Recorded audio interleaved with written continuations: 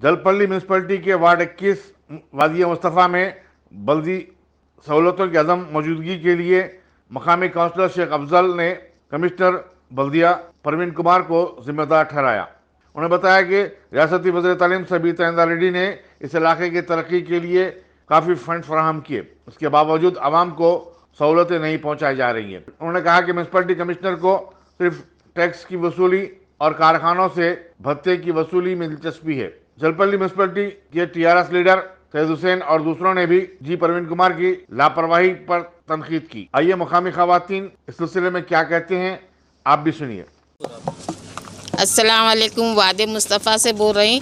यहाँ पर नालियाँ इतने गलीज़ है, बच्चे वो नालियों से डेंगू हो जा रहा, बुखार आ रही, मलेरिया हो रहा, मच्छर काट के बीमार हो जा रही, बड़े बूढ़े जाते जाते गिर जा रही, कोई डॉक्टर के वास्ते इंतज़ाम नहीं है। और क्या बोलते सो एक ऑटो नहीं आता हमारे कने, कोई बीमार है, कोई मर गए तो मैयत ले जाने रास्ता सही नहीं है।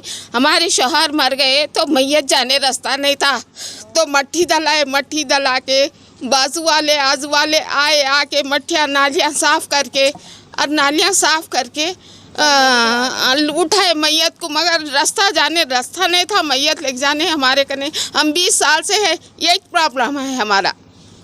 हम बोल रहे हैं, आपसे गुजारिश कर रही, हमारे नालियों का, हमारे ड्रेनेज लाइन का सब इंतज़ाम करिए।